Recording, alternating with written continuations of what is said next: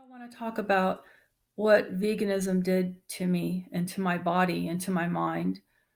I'm talking very long term vegan, and I know everyone can find somebody out there out of thousands of vegans that might be vegan long term, and you might want to use that as an example and say, oh, but this person, or but that person, or but I, or but whatever. But you know what? It's very, very rare to find someone who's been vegan for long term that's not completely emaciated. And actually, I would even argue that you cannot find a long term. I'm talking like over 20 years.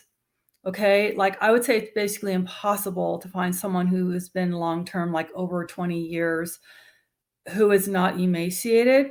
And what you don't realize, and what people don't realize, is that when you see someone on video camera and you might think, well, they look a little thin. Well, the video camera is lying to you because they actually look a lot thinner than what they do on video. Cameras add 10 pounds. See this right here? I don't really have a double chin, but for some reason the camera is exaggerating this. I'm not overweight at all. And when you see someone on YouTube and they look a little thin, no, in person, they look a lot thin, okay? A lot of vegans, like very popular vegans, they hide this. And the way they do this is with camera lighting, angles, jewelry, yes. For example, Fully Raw Christina, if you ever notice, she wears tons of these things around her wrist and her fingers because she doesn't want you to see her bones popping out. Okay, this is what I want to talk about.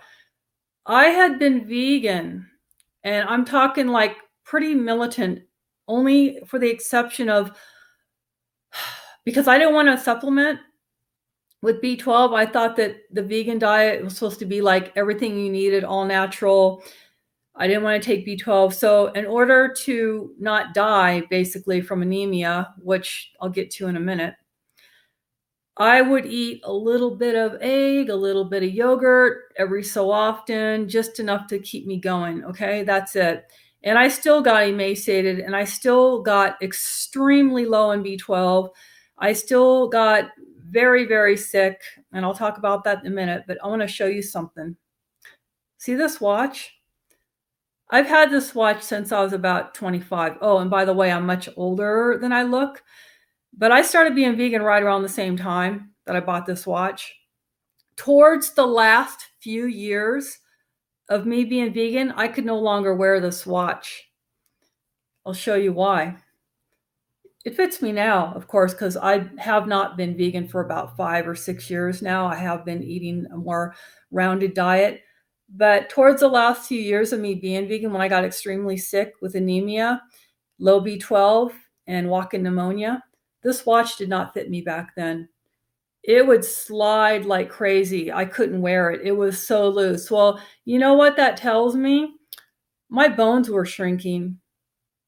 My bones were shrinking. My body, I was in starvation mode, and my body was taking what it needed to keep my heart pumping from my bones. That's why I got so thin. Fits me now, of course. Yeah, that's really sad. So just keep that in mind. Whenever you see a vegan and they look a little thin, no, they look a lot thin. Think about the camera. Think about how it's adding 10 pounds to them. Think about camera angles and clothing or jewelry that they might wear to cover up their bones. Look closely at their faces. See that they are aging even though they're only in their 20s. They have loss of fat under their eyes. They might have bulging, blood veins in their foreheads because their brains are shrinking, and their bones are shrinking in their head, and their skin is thinning, and they're aging. And pay attention to all this stuff, because cameras can hide a lot, and cameras do add 10 pounds always. Keep that in mind. Take care. The dangers of vegan and vegetarian diets. Now, I want to say right up front, I have respect for the reasons that people are vegans, and I have respect for the reasons people are vegetarians.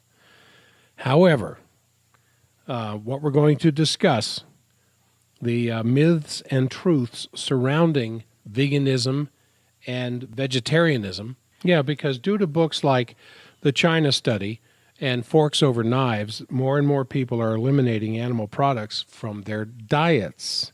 Kind of scary. Yes, and since there is no record of vegetarian-based societies prior to the Dark Ages, and we'll talk more about that in this podcast, we feel this is an extremely dangerous cultural happening right now. So this podcast is designed to bring out the research-based truth regarding this very controversial subject. Okay, myth number 1. All the hungry could be fed if grazing land were cultivated for crops. In other words, if the animals that were out there grazing, munching on the grass, munching on the herbs and the daisies, if all that was cultivated for crops, all the hungry could be fed. Now the idea is all the hungry of the world. Yeah. Okay. Here's the truth. So the truth, of course, is that only about 11% of this planet at all can be farmed. And a percentage that cannot be increased, that 11%, without deforestation, without massive irrigation projects, lots of chemical fertilizers, and other things that destroy the ecology itself. Because there's only about 25, this earth only has 25% land. That's right. And you're saying with the mountains. The mountains, the polar regions, the desert regions, the wetlands regions, there's only so much of the land that's actually, that you can actually farm and turn into agricultural use. And the only way you could do more is to tear down more of the forests. Yeah, that would not be good. And so that's not true. All the hungry, you can't feed all the hungry by doing what this particular myth suggests. Okay, we'll expand on this in just a minute. The next myth is meat consumption contributes to famine and depletes the earth's natural resources. I don't know where these stories come from. But properly carried out through managed grazing, animal husbandry actually builds soil fertility, and it restores the deficiencies that have been created through grain production. 1 billion people on this planet depend exclusively on animal products for survival. So the idea of a small mixed farm is the answer for personal and planetary health. What does that mean? Instead of acres and acres and acres of monocrops, which nature never did, we do that kind of stuff. Yeah, let me speaking of that, let me quote from Leah Keith, who's the foremost authority on vegetarianism and veganism, she being a vegan for 17 years until she had acquired degenerative bone disease. Yeah, it devastated her spine. It 17 maimed her. years of veganism. Yeah, it maimed her. Just devastated the spine. So she has done tremendous amount of research on this, but she said if we took 75% of the world's trashed rangeland, we could restore it from agriculture back to up to functioning prairies with their animal cohorts in under 15 years. We could further sequester all of the carbon that has been released since the beginning of the industrial age. So I find that a hopeful thing because, frankly, we just have to get out of the way. Nature will do the work for us. This planet wants to be grassland and forest. It does not want to be an agricultural monocrop. Which destroys the soil. Yeah, it's not natural. Lines and lines and lines of soybeans. Lines and lines and lines of genetically modified corn, potatoes, sugar beets, wheat, where there once was fabulous grasslands of several feet thick topsoil.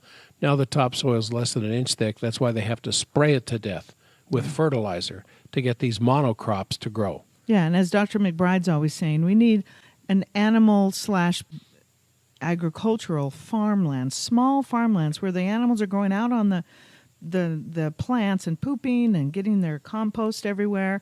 And that's the cycle of life. That's what builds the soil. Yep. And provides through the next growing season healthy grass for them to continue to eat. Yeah. All right, another myth. I'm sorry. Go ahead. Livestock is a major source of greenhouse gas emissions. Truly. That was from a cow. Cows farting. Yes, cows farting. I mean, only a small percentage of atmospheric methane actually comes from, I love this, ruminant flatulence. Yes. A ruminant is an animal with 4 stomachs. Sheep, deer, cows. That eats plants. that eats plants, and they need the stomachs for all the bacteria in there to break these plants down, something we don't have, by the way. And the largest source is the burning of fossil fuels for electricity, heat, and transportation. A surprising source is emissions from wetlands, because in a lot of these wetlands that are kind of swampy, there's always these little bubbles coming up along, releasing methane into the atmosphere, far ahead of what cows do. See, I've never even seen that. Oh, I have. Maybe on a I grew up back east where there's a lot more wetlands. Oh, that's true. I grew up in not the too desert. many. That's right. There's not too many wetlands Cracky out here dirt. where the sand is blowing all the time. So raising animals on pasture is the most efficient way of pulling carbon from the atmosphere and returning it back to the soil. And this is crazy. We've got a little graphic here that says these things cause global warming. Stop them. And there's a picture of a cow farting. Is that a real thing? I mean, people really believe that's destroying. Oh yeah, That's causing. those who we want should to kill all stop the cows. those who want to and stop the the guys animal that fart. husbandry industry blame the buildup of methane in the atmosphere on cows. Yeah, I know. I know. Funny story there, because our son never could really fart. I mean, you really shouldn't. I mean, if these cows weren't eating grain, these horrible genetically That's modified the grains, problem. they wouldn't be farting like this. No. But it was funny because all his friends could fart like crazy, and he never could. Because we don't feed them sugar. Yeah. We don't feed them grains. We don't feed them sugar. Okay, next myth. Beef production requires 2,500 gallons of water per pound of beef. This figure is widely quoted by vegetarians without any supporting evidence. The beef industry estimates that a pound of beef requires 435 gallons of water, mostly for the grain Yep. production that's going to feed the animal. Pasture-raised beef requires only the water that the animal itself drinks, which works out to be about 30 gallons of water a day per pound of beef, which is about the amount you use in one shower. Wow. Now, it's far less than the amount that our son uses in one shower. But anyway, but by contrast, it takes 500 gallons of water to grow the wheat for 1 pound of bread. Where's all that? Why these huge amounts of water? Because of the irrigation. Yeah. Those And- lines and lines and lines. Oh, and those abnormal big wheels that are wheat. driving those huge irrigation pipes around in a full circle or a half or a quarter, whatever. And those big spray heads just spraying massive amounts of water all over those grain fields. See, we should have music. This quiet little serene meditation music with a cow grazing in the grass. I mean, and farting. Probably aren't doing that if they've got. So anyway, that's nuts. Truly grazing. If you know a vegetarian or you know a vegan, they're probably going to bring up the concept of the China study. And the next myth is the China study found that people who ate more plant foods were healthier. Well, what's said in the best-selling book, The China Study, does not match the findings of the actual China Cornell Oxford study, in which there was no correlation with more or less disease in people eating a lot of plant foods. So they found this one group over here in China that ate plant foods and they weren't all that sick. And there were these people over here that had more of a Western diet and they got sick.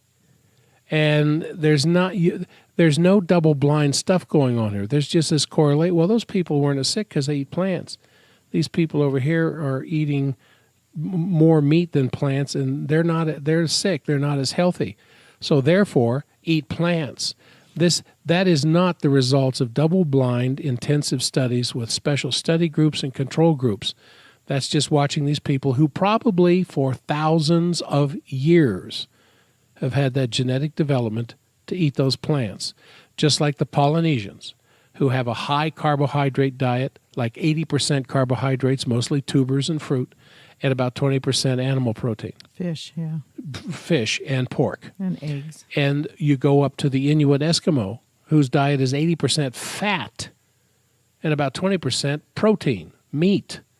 They up there at the Arctic Circle, they don't have crops. Mm-mm. They don't have gardens. And the lichens and the green that will grow in the short spring and summer are eaten by the reindeer to keep the reindeer fat, so these people can come along and eat the reindeer. So wherever people have been for a very long time, their bodies have genetically adapted to that dietary Yeah, intake. and they'll eat the adrenal gland and get the vitamin C. For the vitamin C. I cited a URL or the China study, factor fallacy, and I did put that right on the slide. And it's an exhaustive study of this China study that said that it was not done well at all. So you can look that up if you have time. The next myth Go ahead. is vitamin B12 can be obtained from plant sources. Well, the truth of the matter is, if you're going to get real vitamin B12, not the synthetic stuff they put in needles and inject into you, but the real vitamin B12 is only available from animal foods. And many vegans concede that those avoiding animal food should play it safe and take a B12 supplement. And B12, there's a little tiny mold that produces some B12, that there are some B12 supplements out there in the marketplace that say, no animals or animal-free or something like that. But it's a very inefficient form of B12. The only real form of B12 that will do the job comes from animals. Yeah, we did a podcast on this, the B12, the MTHFR gene. Okay, the next myth, our needs for vitamin D can be met by sunlight. Yeah, if it's the summertime and you work on the equator. Yeah. We only make sufficient vitamin D from sunlight at midday during the summer months if you are living naked in the tropics. Traditional cultures... That's not me. Yeah. Well, the naked part. I don't even... I only shower in the dark. Yeah, traditional cultures obtain this essential nutrient, vitamin D, year-round by eating vitamin D-rich animal foods. Yes, primarily cod liver oil. Yeah. The next myth is the body's need for vitamin A can be met entirely from plant food. The body will convert carotenes from plants into true vitamin A, but you do not get vitamin A in carrots. But it does it very poorly. Very poorly. Most people can't do this sufficiently or well, and some can't do it at all, especially little children. Yeah. So when someone tells you, well, you got to eat carrots to get your vitamin A, that's not true. It's a precursor. It's not even the vitamin carotenes that are in carrots, your body will convert that into vitamin A, but it takes a lot of time and energy to do that. Whereas in animal products, the vitamin A is there ready to go right now, especially liver. Yeah, it's like pre-digested. It's wonderful. Yeah. The next myth is vegetarians live longer, and I have a picture of a slide here, which I show when I'm with a patient one-on-one. And on the left is a woman that's 51 years old, and on the right is a woman that's 51 years old. The one on the left has been a lifelong vegan, and she looks about 20 years older than the one on the right. The one on the left is 51? Uh-huh. Oh, no way. That's a yeah. misprint. And that's actually kind of a good picture of her. I was looking her up. I spent way too much time looking up on the internet because I couldn't believe she looked that bad. And there's much worse pictures of her.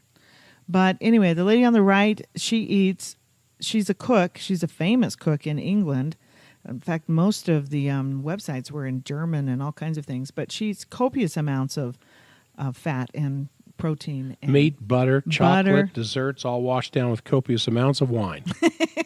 That's what it says. Yes. So do vegetarians live longer? Some do, some don't. I mean, the very health-conscious vegetarians, and I want to say this right now, you can be healthy and be a vegetarian, but it's not easy. But only if you eat pastured dairy, eggs, and dairy. That's the only way, truly, don't you think? Right.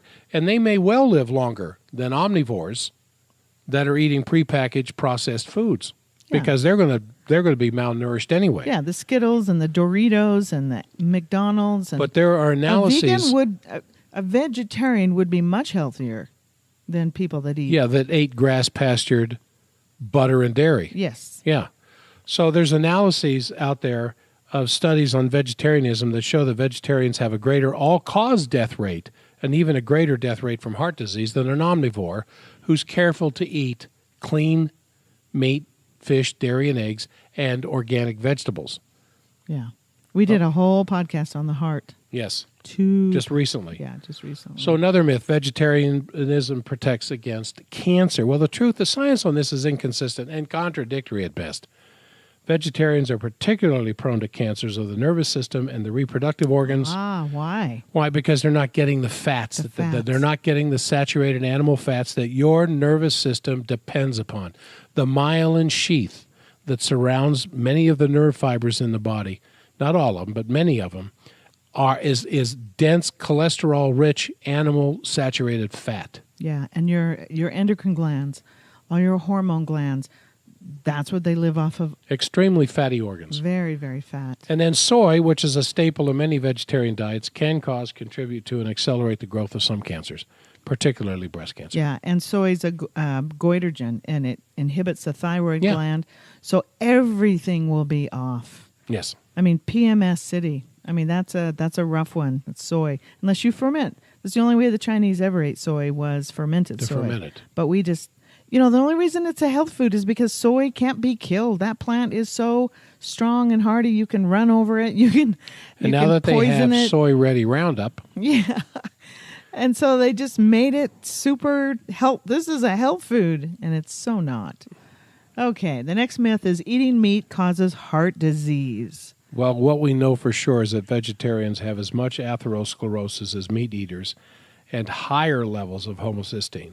Yeah. Heart disease is associated with the consumption of trans fats, refined vegetable oils, and sugar, all of which come from plants. And I have, and Mary have together, we have done several podcasts on the heart, and we go into this in much greater detail. Yeah, inflammation, everything. The C-reactive proteins are much higher in vegetarians.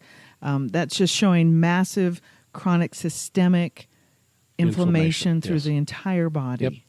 Yep. So that Which is not coming from meat. That is a total myth. It's coming from vegetable oil and sugar. I think that's what killed Robin Williams after his heart surgery, is they put him on a fat-free, no-salt diet, which unbelievable. And then he was, on also some, depression drugs too, and the combination, and he had Parkinson's, they found out. Yeah. And that's which I'm not surprised with a no-fat diet. Directly attributed to not having fat in your diet. Okay, the next one, meat eating causes osteoporosis. I have patients who will tell me this, patients that I start taking care of. Well, I'd stay away from meat because it eats up my bones. My goodness. And I just, I don't know whether... You would tell me about a patient you had a week ago, and she said she ate mostly bread? Yeah, mostly grains.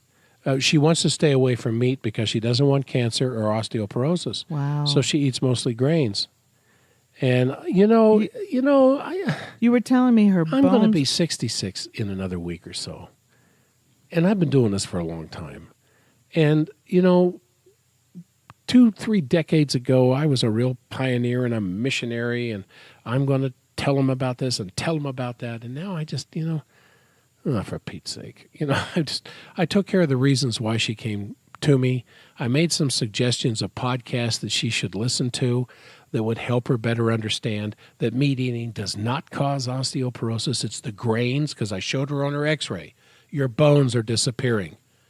Yeah, and if you're you not said eating, they looked like they had holes. Yeah, osteoporotic breakdown. You can see the moth-eaten holes of her bones on the x-ray. Awful. And I said, you have osteoporosis, and you're not eating meat. You're eating grains. How do you account for your theory? I didn't say it like that, but I wanted to. You grabbed her by the throat and shook her? I just get so frustrated, Mary.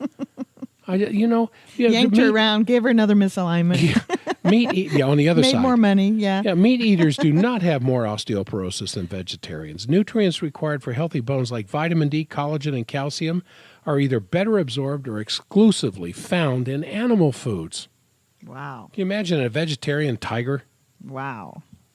Okay, myth. I don't know what number this is, but the human body is not designed for meat consumption. Yeah, this is another one where I just shake my head and I said, didn't you ever take a class in No, human they anatomy? didn't, Jack. They didn't. They were not taught this. Humans are equipped with a mixed feeder's teeth and digestive system. You have teeth for ripping and tearing. Mm-hmm. You have teeth for grinding. And the intestinal tract of a human being is more like that of a dog than it is a sheep. Animals that live on plant foods do not manufacture hydrochloric acid. Cows with their 4 stomachs, they don't manufacture hydrochloric acid because they don't eat meat. Right. Humans have a stomach that manufactures hydrochloric acid. That hydrochloric acid is not there to break down fats from fatty vegetables. It's not there to break down carbohydrates from all vegetables and fruit. It's there to break down dense protein structures. Yeah, the cows And the ruminants will have a bunch of stomachs. And then you were explaining to me earlier how horses have huge stomachs. Yeah, a because horse the is not a food- ruminant. Yeah, right. But the food just sits there and ferments. Yeah, they have these big, huge stomachs, and as long as they eat the right stuff, that stuff's going to sit in there, and the bacteria in that stomach, because there's going to be a lot of bacteria. Because Why? there's no acid. Because there's no acid. Yes. And so these bacteria are breaking down these dense amounts of carbohydrate, mostly grass, alfalfa, these kinds of things. But humans have teeny stomachs. But we have a very small stomach. Your stomach isn't a whole lot bigger than your Well, fist. some of us have small stomachs, but Yes, that's true. but we do, and we have to have massive amounts of hydrochloric acid in there. To break down the dense animal protein our that great we're big- designed to eat. That's this right. just blows For me our away. great big brains and our little teeny stomachs, it's just full of acid to break down meat. And then there's a crazy evil stepsister myth of that one is the one that says meat putrefies in the gut. That's hilarious. As soon as that meat has been sitting in your stomach with massive amounts of hydrochloric acid, it's turned into a liquid. Mm-hmm. And that liquid does not putrefy in the stomach. It goes through the stomach faster than the fiber of vegetables and fruit do. Yeah. Not the stomach, I mean the intestinal system. Well, it breaks it down into peptides. And then, well, let's just start at the beginning of this. The human digestive system is perfectly designed to digest meat, starting with the stomach that produces hydrochloric acid for digesting meat proteins. Enzymes in the small intestine further break down the proteins/peptides coming from the stomach into amino acids, which the body then absorbs through the gut wall. And it does it very efficiently, and it does it very quickly. And As it's- long as you don't overeat and you don't mix a bunch of processed carbohydrates with the meat, you're not going to have gas, bloating, indigestion, acid reflux. If the microbes are correct or are right in the right portions, the right balance, it's a beautiful orchestra, this Yes. digestion. You've I got like that orchestra. the biggest disassembly line in the world. But if something goes wrong, too much candida, some other horrible imbalance in your microbiome, your digestion can just turn you inside out. I Yes, it mean, can. bloating and gas, and then eventually, and infections and inflammation, Ulcers. and then just last week, another patient's husband just got diagnosed with colon cancer. Yeah. He hasn't seen us, but it's our patient, and His wife is our patient. His wife is our patient. Okay, Very next sad. myth. Eating animal flesh causes violent, aggressive behavior in humans. Only in men. I have You a mean picture that- of a man in jail. Don't let him eat that hamburger. He'll go kill somebody. There is no science to support that claim. However, we do know that vegetarian diets lower serum cholesterol. So people say, that's a wonderful thing, because when I went vegetarian, my cholesterol dropped. So did my emotional Yeah, life. but I wonder if their LDL dropped truly. Well, I don't know. Yeah, I don't know, but this study doesn't get into that. But the important thing is there is no connection between cholesterol and heart disease. None. There is none. No, it's a can you say that word? Homocysteine. Homocysteine. Homocysteine. The homocysteine. And C-reactive the C-reactive protein. proteins that truly Are the- indicates heart disease. That's right. Yeah. And so the studies are just absolutely legion now. Yeah. Well, low cholesterol has been associated with violent and antisocial behavior in humans, monkeys, and dogs. And Dr. McBride talks about this, a study that found people in prison had much lower cholesterol. Yes. Because they were probably eating crap food. Crap Yeah, well, food. they're eating institutional food. Well, but I mean, even before Even they went before to that, what are they jail. eating? Yeah, just horrible Yes. food. So, the next myth is a vegetarian diet is safe for children. This is a bad myth. It is not true. Some children can grow well on a vegetarian diet if it's rich in dairy products from pastured cows and eggs from pastured chickens. Yeah, that's critical. And we're talking about raw dairy here, not pasteurized dairy. Yeah. The children who've been brought up on vegan diets have poorer bones, reduced mental capacity compared to children that are brought up on diets containing animal foods. Rampant tooth decay in baby teeth is common among children born to vegan mothers, because as that baby is developing in the mother, and that mother's a vegan, and she's not having adequate amounts of vitamin A, vitamin D, which is absolutely essential for calcium absorption, her blood isn't going to have enough calcium to feed and build the bones and the teeth of her developing baby. Yeah. So when I see parents who are raising their children as vegans, I have to turn and run the other direction. Well, Natalie Portman. I can't Natalie handle it. Portman is a vegan, and when she was pregnant, which just scares me to death, but when she was pregnant, she said, "Well, I did cheat a little bit. I let myself eat foods that had dairy products in them, like cakes and cookies that had eggs. She didn't say that eggs and butter, probably, but She really said that. because she doesn't eat those. She won't eat anything that even has eggs in it. I remember Steve Jobs spitting out a bowl of soup because somebody said it had butter in it. Yeah, how long did he last? But she's carrying a child. At least Steve Jobs didn't produce a child. To me, that is child Abuse. abuse. Yeah, it's terrible. So the only food she ate with dairy and eggs were crap food, cakes and cookies. So I don't know. I kind of have to stay away from looking at her child because I'm just worried. The next myth, vegetarians are not involved in animal killing. Yeah, that's one of the main reasons why some people want to be vegetarians, why some people are vegans, because they don't want an animal to have to die for them to live. Well, that's big animals.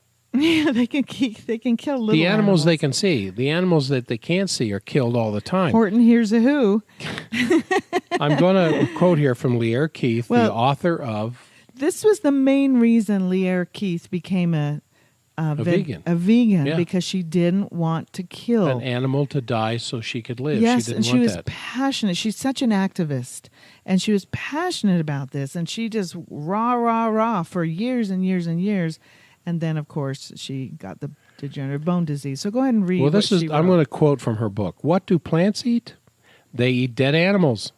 That's the problem. For me, that was a horrifying realization. You want to be an organic gardener, of course. So you keep reading, feed the soil, feed the soil, feed the soil. All right? Well, what does the soil want to eat? Well, it wants manure, and it wants urine, and it wants blood meal, and it wants bone meal. And I could not face that. I wanted my garden to be pure and death-free. It didn't matter what I wanted. Plants wanted those things, and they needed those things to grow. Life is literally a process of one creature eating another, whether it's bacteria breaking down plants or animals, or plants strangling each other, or animals going for the throat, or viruses attacking animals. All of nature is a conjugation of the verb to eat. I think that's a brilliant statement, in the words of William Ralph Ing. But that's Lear Keith from the Myth of Vegetarianism. The truth is, about 300 animals per acre are killed for the production of grain. Wow. When they want to turn pasture animal land into rows and rows and rows about of 300 animals per acre when this happens. Wow. Those animals have to be killed to produce the product for that grain, and only one animal per acre is killed for the production of beef. When you figure out how much beef is produced, how many animals there and how many acres there are, it works out to one animal per acre. So and then people are using vegans and vegetarians are using animal products all the time that they're not aware of. Yeah. They only don't want to eat them. They don't realize that that animal byproducts are involved in sensitive instruments in airplanes, cars, string instruments, of course. Talking on the phone, taking part in a lot of other ordinary activities rely on animal products that are involved in various aspects of our communication, computers, things like this. There's little tiny things in there that are derived from animal parts that had to die for that to happen. Yeah, cycle of life. Yeah. And the next myth is animal products are unhealthy because they contain numerous harmful toxins. All food products contain toxins if they've been raised with pesticides and herbicides. If you bring home vegetables and fruit to your family from the grocery store that do not have organic stamped on that food, you are bringing home toxic foods. Yeah. And it's important to choose animal and plant foods that have been raised without toxic chemical inputs, which is the whole idea behind organic. And so the nutrients we get from animal foods like vitamins A and B12, sulfur and zinc actually help the body detoxify. The sulfur and the zinc are involved in phase 1, phase 2 of liver detox. Yeah, I'm always saying if you can rebuild your liver and your kidneys and your colon and, with good fat and protein, you don't need to cleanse. Yeah. This cleansing fat, I mean, that lady I showed you, the two 51-year-old ladies, Yeah. the one that's the vegan, Yeah. she advocates tons of cleansing. She says you're a big toxic dump and you need to cleanse. And, Wow. I mean, look at her. Because So- she's thin, people think that and that's okay. As I said there at the beginning, we don't cite the sources for every one of these. So we have a slide that's up there right now for studies cited and further information. There's 3 places here. Again, they all go back to Weston A. Price because that's who published this pamphlet. But If you go to these, I'll leave it here for a second. Or, Okay. if you're listening to this webinar, you just put it on pause long enough to go to your computer and start researching these sources, and you'll find where we got this information. okay, that's important. But we're also going to show you 3 books, Oh, or is yes. it 4 books, that we just love. This is the tip of the tip, The Vegetarian Myth by Lierre Keith. And there's a commentary on this book. It says, this book is by far one of the most powerful and important books I have ever read in my entire life. It is my opinion that it should be required reading for everyone before they're allowed to graduate from high school. Everyone who eats food needs to read this book. Written by a former vegan. Yeah, vegan, not vegetarian, vegan. Vegan. So, it's, she's got a little clout there. We're taught nothing in our schools. I have to tell you real quick, I was in an office the other day, and the reception was canceling somebody's appointment. She was on the phone, and he said that he had the flu shot the day before, and so he was very, very sick. And he couldn't come in for the appointment. She said, I overheard her tell him, oh, dear, yeah, that's because they put the virus of the flu in there and the antibodies.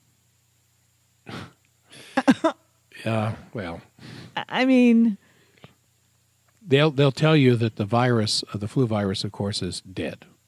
So you can't get sick from the flu virus. well, we're so woefully but the antibodies? well, I mean, I don't even want on. to say it out loud I because know. it's just so, I mean, you only build antibodies inside of your body, but for the virus, once it's in there, I hate to even have to explain that. But I do, because that's our poor, poor school system. The next and book- I think we're kept from this information. Oh, we are kept from this Purposely. by the food industries. So- the food industries control medical curriculum to a large degree in the medical schools. They don't know this, but but we don't know it either. So read this Vegetarian Myth. I promise you, it is like poetry. Oh, it is. It is so beautifully She could be written. writing about rebuilding big block Chrysler engines, and you still could not put the book down. Yeah, it's a wonderful because of her book. writing technique. Yeah, she deserves a lot of credit for this. The next one is, of course, the standard Nutrition and Physical Degeneration by Weston A. Price. A Yeah, whole Weston- worldwide organization has been founded with this book. Absolutely. He was a dentist about 100 years ago, and dentists back then were really the nutritionists of the day, because when they saw the condition of teeth, they knew the condition of the rest of the body and would prescribe accordingly, mostly nutritional additives. Mm-hmm. But he set out on a world tour because he wanted to find out what people ate that gave them good, healthy bodies. And he researched 14 different groups: islanders, Arctic people, high alpine people in Europe. And of these 14 groups he studied that had no teeth cavities, perfect dental arches, perfectly healthy teeth, good strong facial bones, good strong backs. One thing that was consistent with all 14 groups, they had diets high in saturated fat, mostly animal sourced. Mostly, yeah. Yeah. Islanders, of course, came from coconut, saturated fat in coconut. And he made this comment. He says, as yet, I have not found a single group of primitive racial stock which was building and maintaining excellent bodies by living entirely on plant foods. Okay. And this wasn't one trip around the world. He made several trips. Yeah. So and this he is- never found a group that ate their diet primarily from plants that had healthy bodies. Yeah. Okay, that's a good book. And the next one is called Deep Nutrition by Catherine Shanahan, MD, and her husband, Luke Shanahan. And it's called the subtitle is Why Your Genes Need Traditional Foods. About 70% of her diet is fat. And the cool thing is she's a geneticist, and her husband was also a geneticist. And they got married, and she went on to become an MD, and he went on to become a cook. Yes, a chef. A chef. Yeah. So this is a wonderful combination of how to eat correctly with recipes and everything in it. She has this wonderful table that you can see if you're watching the webinar that I show to all my patients. And she's explaining the nutrition in food, and she has a list of a whole bunch of vitamins, vitamin A, B, C, and all these different things. And then she has in the next 3 columns the amount of nutrition in an apple, in a liver, and in a broccoli. And for instance, vitamin A has about 7 international units of vitamin A in an apple. But it doesn't really have the vitamin A, as we've already discussed. It only has the precursor to vitamin A. But it only has 7 international units. A liver has 10,602. And that's real vitamin A. And then a broccoli has only 261, but still significantly more than an apple. Right. So you were explaining earlier how much broccoli you have to eat. You'd have to have 200 grams of broccoli to equal the amount of vitamin A in 4 ounces of liver. Yeah, and the graph goes on and on. You can get her book. I would highly suggest. It's a fun book to read. She's super funny. And it's called Deep Nutrition, and there's lots of recipes in there. The next book is... Yeah, I think the last one. Okay, the last one is Primal Body, Primal Mind, and this is by Nora Gadatis, and it's Beyond the Paleo Diet for Total Health and a Longer Life. And there's an immunologist that... Bill Giles. He has his master's in science as an immunobiology specialist. He said, I would like to congratulate you on your book, Primal Body, Primal Mind. It is the first book I've read that really starts to understand the effects of foods to which humans are not genetically adapted. Yeah. So what about eating a diet of candy bars, ice cream, sodium nitrite-laden hot dogs, potato chips? Genetically modified We corn. are not genetically oriented and created and designed to eat those kinds of foods. What happens to us when we do? That's in Primal Body. Well, Primal Mind. we all know that about those types of foods, but she goes into plants. She says plants were not found in ancient men's stools. Yes. Ever. Wherever they find mummified, whenever they find mummies, they don't just, count the teeth and look at what jewelry they were wearing. They do autopsies on these things. Yeah. And when they get the fecal matter in the colon, there's no residue of plant in there whatsoever. She said the only time they ever found plants in the stools was during an ice age, where they just ate anything they could find to eat. So we're going to quickly go through this next section. Those were the myths and the truths we offer. But there's nutrient deficiencies that come from vegan and vegetarian diets, and we want to go through those. We can go through them quickly because there's certain vital nutrients that occur only in animal foods, and these nutrients are particularly important for fetal development and for growing children, which is why in some of these studies of people that Dr. Price did, he found out the people who had the absolute best diet in all of these different 14 groups were women who were pregnant. The society, the village, the family made sure that pregnant woman had the absolute best food she could possibly eat. Why? She had a baby developing inside and probably of her. Before they got pregnant, too. Yeah. We have a wonderful prenatal protocol on our website that if you know anybody that's pregnant, they ought to have that. There's a cute comic on this slide. There's 2 guys standing there in a grocery store, and the one said, the ingredients are listed in order of importance. And the next guy says, what comes after profit? Yeah, right. Remember, the food industry exists for the food industry. The food industry does not exist to give you strong, healthy bodies 12 ways. It exists for bottom line profits the most in the food important industry. thing on there, profit. So let's go through these. We're going to go through the nutrients you will probably be missing if you are a vegetarian or a vegan. Unless you're, well, especially a vegan. Especially a vegan. But a vegetarian who is eating a lot of raw dairy and raw and grass-pastured eggs can avoid some of these problems. One of the first ones is vitamin A. You will not get this as a vegan. It's critical for healthy eyes, skin, bones, hormone production, and immune function. It plays a leading role in the formation of the fetus and the prevention of birth defects. We found this out in the 1970s, and we started supplementing with all kinds of synthetic vitamin A, and that caused even more birth defects. Exactly. But not the real vitamin A from food.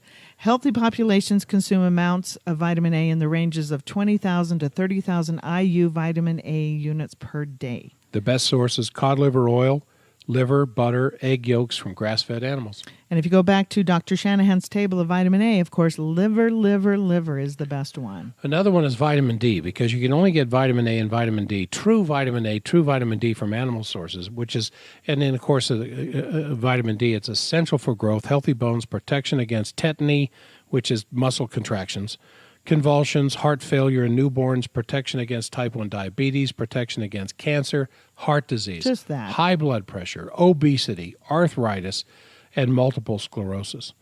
Vitamin D is necessary for the function of the body's feel-good chemicals, and it protects against depression. Ooh. And the best sources? Cod liver oil, lard, and other pork products, shrimp, oily fish, and egg yolks from the grass-fed poultry. And you can supplement with Catablix D or cod liver oil if you can't get these in your diet.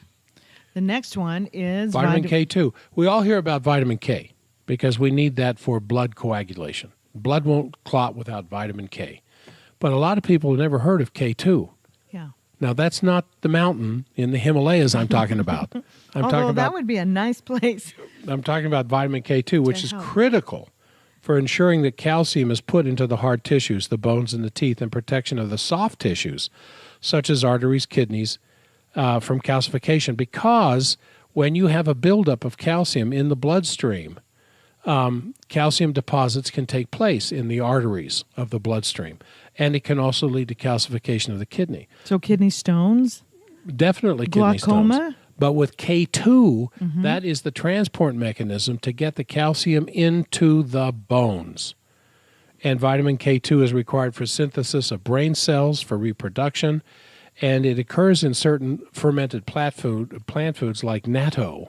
But who wants to eat natto? Well, I've heard people have tried natto, and they tried it once, and they were done with it. And that was it. It's a traditional Japanese food made from soybeans, fermented soybeans, mind you, with certain bacteria in it, Bacillus subtilis.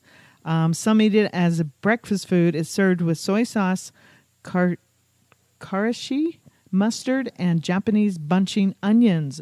Boy, doesn't that sound like a wonderful breakfast? I think I would rather have chicken livers, grass-pastured butter, and full-fat aged cheese. That's the best sources in the Western diet. Yes. Poultry liver, like a chicken liver, chicken pate, grass-pastured butter, and that's the one we love the most, and full-fat cheeses. Then there's vitamin B12, which is needed for red blood cell production, protection from toxins, and for mental health. This is huge. Yeah, because B12 deficiencies can lead to paranoia, obsessive-compulsive disorder, tendency to irrational anger and dementia, and also pernicious anemia. There are people who get weekly B12 shots because of pernicious anemia, the inability to produce the right healthy kind of red blood cells. And all animal foods provide B12, but liver is always the best source because there is no B12 in plant foods. There simply isn't.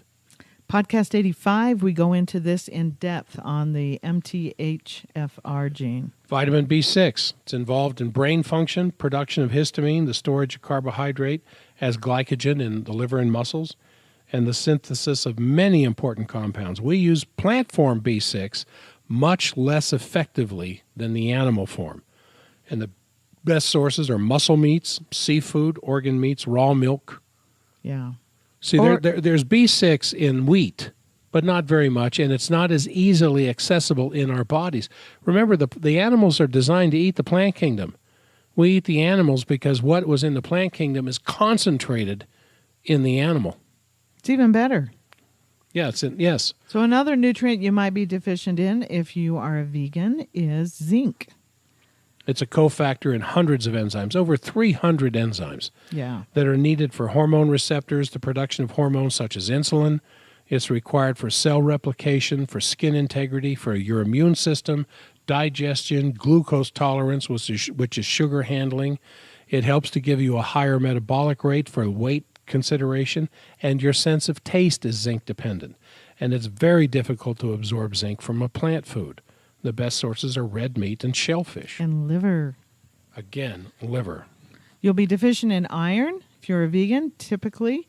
Of course, iron's needed for red blood cells and energy and immunity. And, of course, the best way to get iron is from liver and red meat. Because the iron is wrapped up in a protein structure that your body, there's the iron I'm looking for. But what a lot of vegans will do is ferrous sulfate or other forms of mineral sources of iron that leads to terrible constipation and poor iron absorption in the body. Well, the terrible thing is if you have iron-loving bacteria inside of you. Oh, that's even worse. And then because you're anemic, because it's eating the iron, your doctor, of course, will immediately give you iron pills, and it just feeds the iron-loving bacteria. Yes. So you've got to get your gut in shape. But the iron from Standard Process is not the type that constipates you. No, it's wrapped up in food. Yeah, it is food. It's an amazing product, and we don't use it much because by the time we get a gut fixed, the iron production, the anemia goes away. You're talking about Farrow food. Yes, okay. I'm talking about Farrow food. Okay. I've got a picture of it here on the webinar. But Farrow food is the product that we use. But make sure before you use any type of iron product that your gut is in shape, or you'll just be feeding the bad microbes in your gut. Another one is calcium. Raw dairy foods, just absolutely the best source of usable calcium in Western cultures. There's a lot of calcium supplements out there that are just ground up limestone, ground up rocks. Not good. And your body can't do much with that. The next one, you'll be deficient is EPA and DHA. It's critical for brain function and for your endocrine system. And the best sources are cod liver oil, organ meats, and seafood. Then arachidonic acid. Yeah, the best source of arachidonic acid is obviously animal products, but your liver will make arachidonic acid out of EPA and DHA, out of essential or fatty acids. Your body can produce arachidonic. It's very difficult to get arachidonic anywhere outside of an animal source. And it's absolutely critical for healthy cell-to-cell junctures. The way your skin cells join surfaces with one another and holds them together so that you can stretch it, you can sunburn it, you can cut it, you can massage it. And you don't dissolve in the bathtub. And you don't dissolve in the bathtub because those arachidonic acid-dependent collagen fibers that knit those cells together is so vital for strong, healthy skin. Best sources, animal fats and organ meats. Yeah, we talk about this a lot in GAPS when you come in for a session. And then amino acids in general. I mean, in principle, your body can, most of the amino acids you need, your body can make taurine, carnitine, creatine, carnosine, but production is difficult in animals and infants. In infants. And in many adults. Thank you for correcting Especially me. sick adults. These amino acids are critical for many functions in the body, including energy and brain function. Where's the best source we're animals. Mm-hmm. We're not plants. Mm-hmm. There are plants that have amino acids in them because these plants have protein structures in them that are dependent upon amino acid availability. But we're not a plant. And the amino acids that are in plants are so spread out, so thin, that you have to do like cows do, eat all day long like to get enough of these amino acids so that they can build big, strong, meaty bones. And when we eat all day long, we do not create. We don't have time to create. We haven't got time to eat all day long. And we're creators. So best sources, meat, seafood, and organ meats. Again, we're animals. We get our amino acids from animals. And then cholesterol. Cholesterol's Only critical. animal foods produce cholesterol. And cholesterol, there's Provide 50 cholesterol. hormones involved with our emotional lives that are dependent upon sufficient levels of cholesterol. Infants and millions of people with genetic defects cannot make the cholesterol they need for growth, brain function, and mental health. So they have to go to animal sources for that cholesterol. So Okay. let's kind of recap here. Here's a cute little If picture. we eat like the food pyramid, the USDA suggested food pyramid, we end up looking like the food pyramid. Great big bottoms, teeny tiny brains. If we ate mostly breads and grains, which we really exhaustively went over in podcast number 60, which are at the bottom of the USDA approved food pyramid recommendations, they only recommend a tiny portion of meat and fats and no organ meat at all. So again, refer to Dr. Shanahan's statement of, without these most nutrient-dense organ foods, it's nearly impossible to get adequate vitamins and minerals. So here is the USDA food pyramid for those of you that are watching the webinar. The 1992 version. Yeah, and it's just gotten worse since then. But Look at that, 6 to 11 servings of bread, cereal, rice, and pasta. You know what you're going to look like if you have 11 servings of that a day? yeah, they recommend pasta. They recommend it. 6 to 11 servings.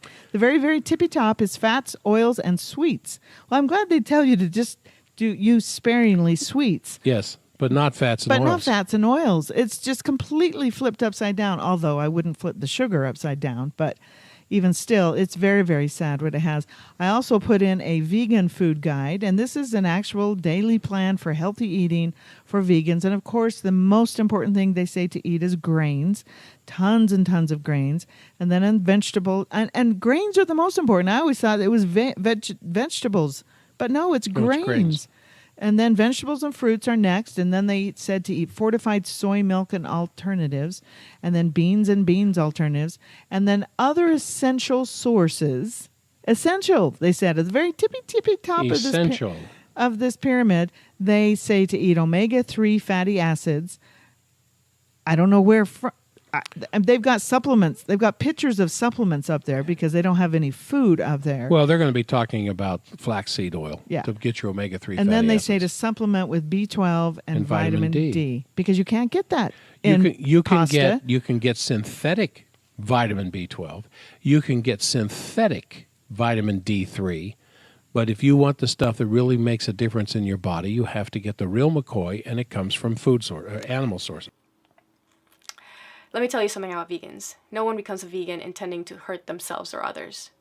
At their core, vegans are kind-hearted and compassionate people who want to make a difference. If you're wondering why some of the vegans you've met don't strike you as kind or compassionate, that's because when you starve the body and the brain, you are unable to regulate your emotions. Your hormonal system becomes completely unbalanced.